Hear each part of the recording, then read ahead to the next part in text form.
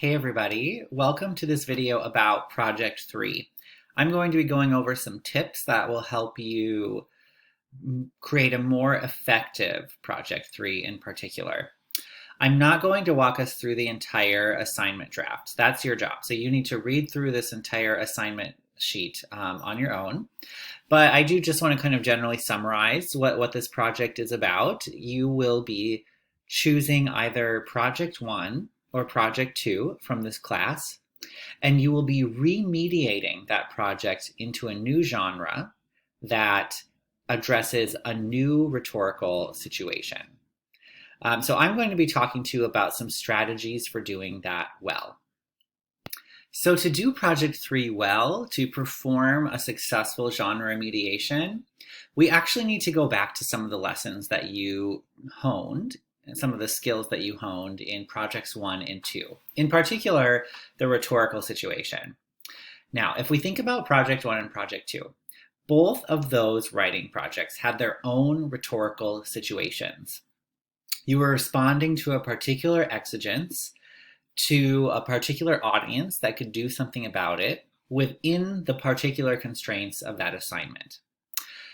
So to start this project, I think it would be helpful for you to generate all of the different possible exigences that your Project 1 and Project 2 respond to. And these don't have to be the sole single exigence that you responded to in your writing. In fact, it should probably be an exigence that you didn't directly respond to in your original project. So, for example, your Project 1, your literacy narrative, focused a lot on the problem of literacy or the problem of acquiring literacy.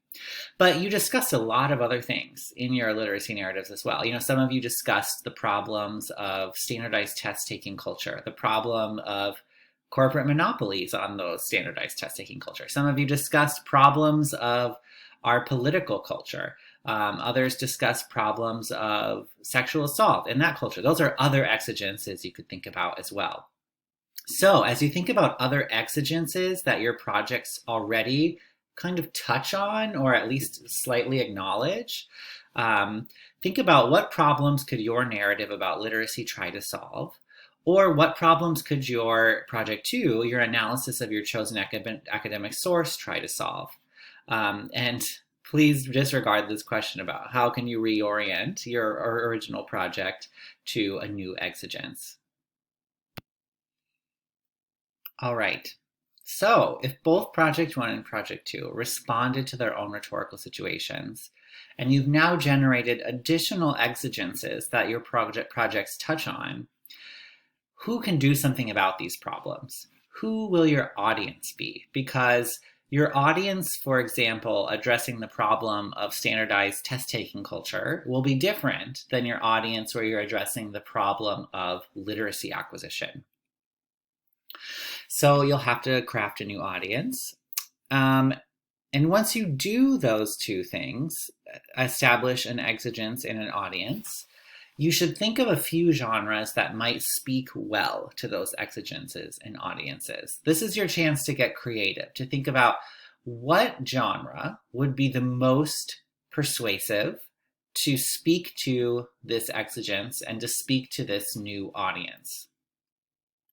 Once you've chosen a genre, it's your job to research that genre and to show that you are an expert of that form. You should familiarize yourself with the conventions and constraints of your genre. You should do research into this genre. That means you should locate numerous examples, at least 5 of your genre to analyze, and study them very closely. As you do that, you're going to want to do 2 things. First, you want to identify the common traits that bind all of these separate examples together.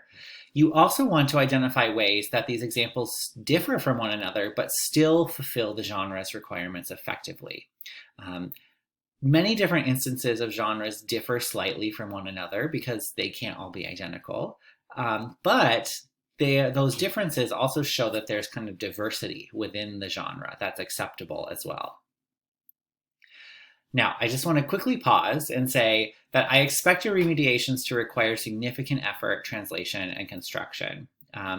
Choosing an easy out for this project will not earn you a high grade. So you should strive to create a remediation that takes effort, translation, and construction, and remediations that take little effort will not earn you an A or a B.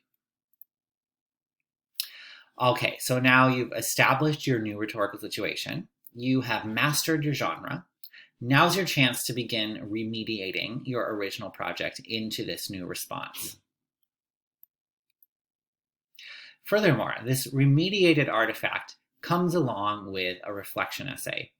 And I want to make clear that although we're calling it a reflection essay, your task is to write a very well-researched, very persuasive rationale for your remediation. It should do numerous things. It should incorporate the research you've done on your genre. It should draw on clear and persuasive evidence. Think about claims, evidence, and warrants like we've discussed in Project 2. It should thoroughly and carefully define its new rhetorical situation, its chosen genre, and the genre's conventions. And it should explain and justify your new remediation's effectiveness. So consider those your primary tasks in this essentially argumentative essay you're writing, showing how effective your remediation is. I want to point you to some examples of past remediations I've received from students. These examples may feel a little bit different because all of these students were working with artifacts from the Special Collections Division of Addlestone Library. So they were working with kind of like old and rare books. In this example, a student was working with an academic source from the 1950s, a kind of treatise of an academic argument.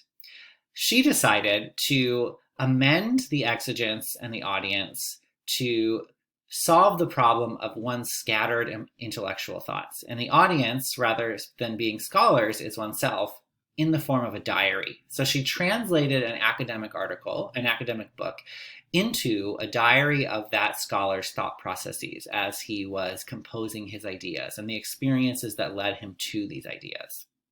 This also presented numerous new constraints. Rather than a scholarly argument, it was narrative in nature. It's composed by daily entries that capture specific moments across time. And diaries also address feelings as well as thought. So this required her to significantly modify her original project to meet these new constraints. Another example is, I'm going to move my head so you can see it better.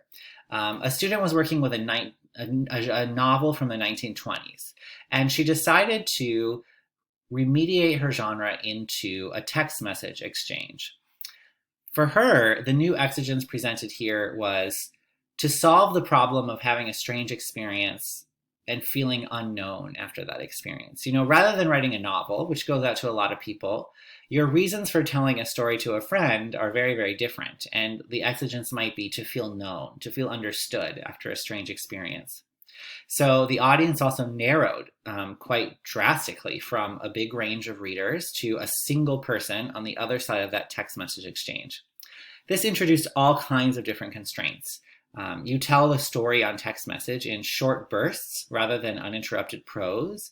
You pause for the interlocutor's responses. Notice throughout the text message exchange, the interlocutor weighs in. And you also have to read the interlocutor's mood and make sure that you're agreeing together as you tell this story. So it's a very different way of communicating a story in this new rhetorical situation and in this new genre.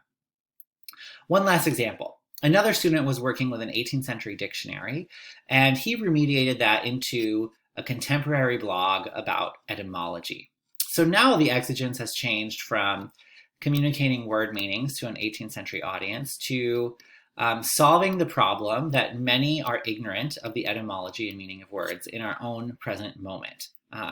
So the new audience was young people who are interested in words and interested in language. And the constraints of this blog include periodical entries. There are many entries in a blog. And these blog entries usually include images. They include brief and clear explanations and descriptions, and they usually feature some kind of visual etymology rather than a textual etymology alone. So this is how this student remediated his dictionary into a blog. These examples may not feel immediately relevant to you since you're not working with special collections items in particular, but I hope they give you some sense of what's possible when you attempt to remediate something into a entirely different form, which requires identifying a new rhetorical situation and also mastering the generic conventions of that specific genre. Okay, hopefully that's enough to help you get started. Definitely reach out to me with any ideas and questions you have about this project. I'm really excited to see what you do with it.